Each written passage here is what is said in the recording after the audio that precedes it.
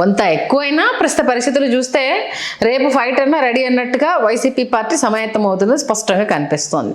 ఏంటి విజయనగరం మీద ఆ రేంజ్లో ఫోకస్ చేయడానికి ప్రధాన కారణం ఏంటి? ఎలాంటి వ్యూహాలతో ముందుకెళ్తున్నారు? చాలా మంచి ప్రశ్న, మంచి విశ్లేషణ సంధ్య గారు. కాకపోతే దాని గురించి చర్చించే ముందు నేను చాలాసార్లు చెప్పినా మళ్ళీ ఓ సినిమాలో ఓ నటుడు చెప్పిన డైలాగ్తో మొదలు పెడదాం అనుకుంటున్నాను. ఓకే. ప్రజానాయకుడు అనే సినిమాలో నాగభూషణం గారు అంటారు, పెళ్ళం పక్కింటోడితో లేచిపోయినా పర్లేదు కానీ పదవి లేకపోతే మాత్రం బతకలేము. అలా ఏంటంటే పదవి లేకపోతే చాలా కష్టం. ఏది నిత్య నిరంతర రాజకీయ నాయకులకి జీవిత పర్యంతము రాజకీయాలు మాత్రమే తమదైనటువంటి దైనందిన శైలిలో దైనందిన జీవితమే రాజకీయం అయిపోయినటువంటి రాజకీయ నాయకులకి ఏంటంటే పదవి లేకపోతే పాపం భరించలేరు. అదే అంటారు కదా, ముఖం మీద రంగు పూసుకున్న కళాకారుడు, మెడలో జెండా వేసుకున్న నాయకుడు. అది విడవు అంటే వాళ్ళ ప్రాణాలు పోవాలి తప్పితే అది విడవలేరు అనేసి అది కూడా అందుకే వచ్చింది. కాబట్టి సరే, మీరు చేసినటువంటి విశ్లేషణ చాలా అద్భుతంగా విశ్లేషించారు. విజయనగరం జిల్లా ఏంటంటే చెప్పకూడదు నాకు తెలియదు కానీ బొత్స సత్యనారాయణ గారి అభిమానులు అర్థం చేసుకుంటారని ఆశిస్తూ, మీకు 2008 ప్రారంభంలో నాగబాబు గారు ఉత్తరాంధ్ర పర్యటన చేశారు. ప్రజారాజ్యం ఇంకా ప్రకటించడానికి ముందు ఒక పర్యటన చేశారు.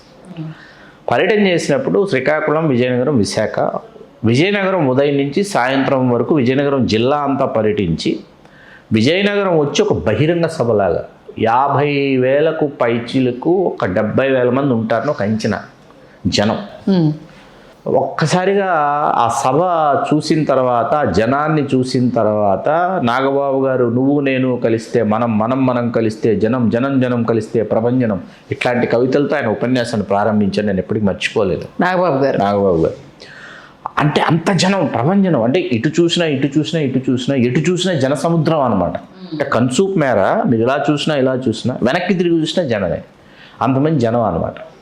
సరే, మీరు ఇంత జనం వచ్చినటువంటి సభ తాలూకు వార్త మరుసటి రోజు పత్రికల్లో ఏ స్థాయిలో వచ్చి ఉంటుందని మీరు అనుకుంటున్నారు? ఓకే, కాంగ్రెస్ నుండి ఆయన రాష్ట్ర మంత్రిగా ఉన్నారు కదా, ప్రాధాన్యం ఇవ్వకూడదు ఈ వార్తకి, అంతే.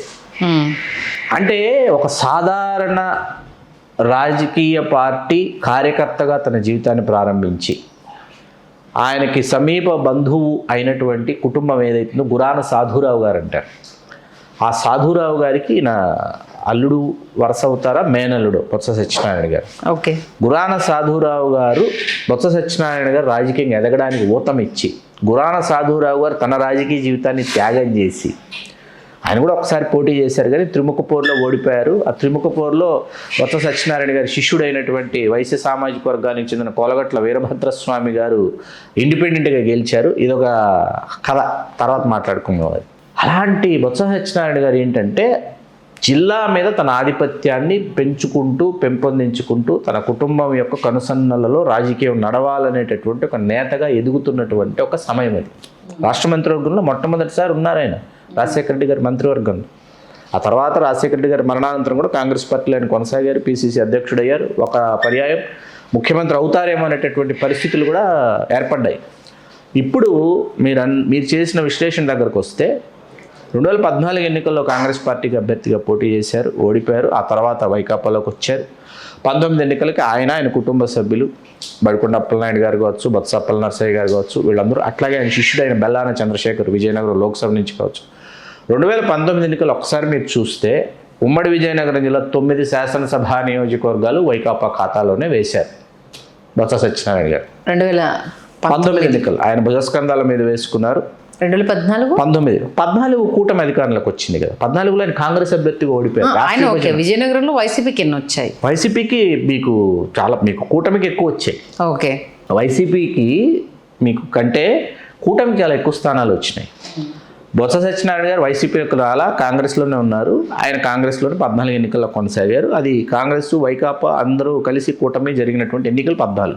19కి వచ్చేటప్పటికి వార్ వన్ సైడ్ అన్నట్టు 9 కాన్స్టిట్యున్సీస్ వైసీపీ, 24కి వచ్చేటప్పటికి 9 కాన్స్టిట్యున్సీస్ కూటమి అయిన తర్వాత ఏమైపోయిందంటే అసలు జగన్మోహన్ రెడ్డి గారు 9 నియోజకవర్గాలు వైకాపా ఖాతాలో వేయటం ఏంటని ఆశ్చర్యపోయి ఆయన మొన్న 2024లో మొత్తం కూటమికి వెళ్ళిపోవటం ఏంటి అని ఆలోచించుకున్న తర్వాత మొన్న వైఎస్ జగన్మోహన్ రెడ్డి గారు స్వయంగా మీకు సమీక్షా సమావేశాలు నిర్వహించి అక్కడికి వెళ్ళినటువంటి దరిమిల బొత్స సత్యనారాయణ గారిని, అట్లాగే బొత్స సత్యనారాయణ గారి మేనలుడైన విజయనగరం జిల్లా పరిషత్ చైర్పర్సన్, ఆ తర్వాత జిల్లా అధ్యక్షులైన మజ్జి శ్రీనివాసరావు గారిని వీరిని సమాయత్తపరిచి కొలగట్ల వీరభద్రస్వామి వైశ్య సామాజిక వర్గం విజయనగరం, అలాగే ఉప ముఖ్యమంత్రులుగా వైకాపాలో చేసినటువంటి షెడ్యూల్ తెగలకు చెందిన పీడికి రాజన దొరగారు, పాముల పుష్ప శ్రీవాణి గారు, వీళ్ళని బలమైనటువంటి నాయకత్వం కనిపిస్తుంది. వీళ్ళందరినీ సమాయత్తపరిచారు ఇప్పుడు ముందస్తు ఎన్నికలకి.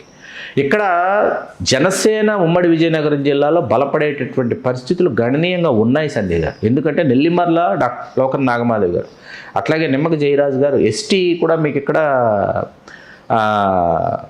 శాసనసభ్యుడు జనసేనకు ఉన్నారని చాలామంది గుర్తుకురారు, వారు జనసేనలో ఉన్నారు. మీకు ఇక్కడ నెల్లిమర్ల లోకన్ నాగమాధవి గారు అయితే మీకు విజయనగరం పాలవలస కుటుంబం నుంచి శ్రీకాకుళం జిల్లా నుంచి యశస్విని గారిని తీసుకొచ్చి విజయనగరం వేశారు. అది చాలా చారిత్రక తప్పిదం. ఎందుకంటే స్థానికంగా గురాన సాధురావు గారు అబ్బాయి జనసేనలోనే ఉన్నాడు. అతనికి విజయనగరం జిల్లా పగ్గాలు అప్పచెప్తే అతను ధీటుగా పార్టీని నిర్వహించగలిగినటువంటి శక్తి సామర్థ్యాలు ఉన్నవాడు. అతని సోదరు ఒకసారి మీసాల గీత గారు 2014లో ఆవిడ తెలుగుదేశం పార్టీ శాసనసభ్యురాలు అయ్యారు. ఆవిడ ఓకే గురాన కుటుంబం బొత్స సత్యనారాయణ గారిని విడిచి వాళ్ళదైనటువంటి ఒక ప్రయాణాన్ని వాళ్ళు చేస్తున్నారు. ఆ ప్రయాణంలో భాగంగా మీసాల గీత గారు తెలుగుదేశంలోకి వెళ్ళారు. తెలుగుదేశం నుంచి లోకేష్ గారి ఆశీస్సులు అందుకున్నారు. గజపతిరాజు గారిని కాదని చెప్పి వెలుపలికి వచ్చి ఆవిడ పార్టీ కార్యాలయాన్ని నెలకొల్పారు. పార్టీ రెబల్గా ఆవిడ పోటీ చేశారు. ఇన్ని జరిగినాయి మొన్న 24 ఎన్నికల్లో. మీకు విజయనగరం జిల్లాలో తెలుగుదేశం పార్టీ కార్యక్రమాలు అంటే రాజుగారి కోటే, అశోక్ గజపతిరాజు గారి కోటే. ఇవాళ రాజుగారు ఎక్కడున్నారు? గోవాలో ఉన్నారు, గోవా గవర్నర్గా ఉన్నారు. కుమార్తె అదితి గజపతిరాజు గారు ఎక్కడున్నారు? ఇక్కడ నాటి రాజకీయాలు వేరు. దశాబ్దాల క్రితం ఏంటంటే పలానా రాజుగారి కోట, పలానా దొరగా నియోజకవర్గాల్ని జిల్లాల్ని దృష్టిలో పెట్టుకొని ఈ 9 అవుతాయి కదా, ఈ 9 14 అవుతాయి, 16 అవుతాయి, 15 అవుతాయి. ఇవే ఇంకో అవుతాయి, ఇవి చెరిగిపోయి రావు కదా. పడాల అరుణ గారు గజపతి నగరం, ఆవిడ గతంలో రాష్ట్ర మంత్రి చేసిన పడాల అరుణ గారు, ఆవిడ జనసేనలో ఉన్నారు. నేను పడాల అరుణ గారి నివాసానికి వెళ్ళా, మీసాల గీత గారిని కలిసా, అయ్యల గారికి కలిసా. ఉత్తరాంధ్ర యాత్ర చేసినప్పుడు వాళ్ళందరి నివాసాలకు వెళ్ళా. వాళ్ళందరితో నాకు చాలా సత్సంబంధాలు ఉన్నాయి. పాలవలస యశస్విని గారు ఇక్కడ జరుగుతున్న మన కార్యక్రమానికి ఆవిడ మనం ఆహ్వానం పంపించకపోయినా ఆవిడ వారు వచ్చారు ఇక్కడికి. ఓకే, అట్లా ఈ అన్ని కుటుంబాలతో సత్సంబంధాలు ఉన్నాయి. అట్లాగే ఎడ్ల ఆదిరాజు గారు, ఆయన లేరు ఇవాళ, ఉండుంటే చాలా ఉన్నతమైన స్థాయికి విజయనగరం ఎడ్ల ఆదిరాజు గారు కరోనాలో మరణించడం జరిగింది. ఒకరు కాదు, ఇద్దరు కాదు, నంబర్ ఆఫ్ లీడర్స్ వాళ్ళు పెరుగుతున్నారు. కొత్త లీడర్స్ వస్తున్నారు, కొత్త రక్తం వస్తుంది. ఈ సినారియోలో ఏంటంటే బొత్సగారి కుటుంబం నుంచి బొత్సగారు పోటీ చేస్తారా, పోటీ చేయరా? తనయుడు డాక్టర్ బొత్స సందీప్ బాబు, మళ్ళీ మా కుమార్తె అనుష నిన్న మళ్ళీ చాలా ఈ సమావేశాల్లో చాలా యాక్టివ్గా వీళ్ళే కనిపించారు. వీరభద్రస్వామి గారు ఆయన తన కుమార్తెని ఆయన తీసుకొస్తున్నారు క్రియాశీలక రాజకీయాల్లోకి. ఆల్మోస్ట్ చాలా మంది వారసులు స్టార్ట్ అయిపోయింది. 2029 మనకి ఎట్లా ఉంటుందంటే ఆ పార్టీ ఈ పార్టీని కాదు కానీ అన్ని పార్టీల నుంచి కూడా మనకి చెప్పుకోదగ్గ సంఖ్యలో మనకి వారసులు కనిపిస్తారు. నయా వారసులు అన్ని పార్టీల్లో కనిపిస్తారు. అంటే ఈసారి మరొక్కసారి 2019లో రిపీట్ అయిన మానియా ఖచ్చితంగా రిపీట్ చేయాలని జగన్మోహన్ రెడ్డి గారు ఆశిస్తున్నారు, బొత్స గారు ఆకాంక్షిస్తున్నారు. ఏం జరుగుతున్నది గాడ్ ఓన్లీ నోస్. కానీ టూ ఇయర్లీ కదా, ఇప్పటి నుంచి దానికోసము క్షేత్రస్థాయిలోకి వెళ్ళండి అని చెప్పారు కదా.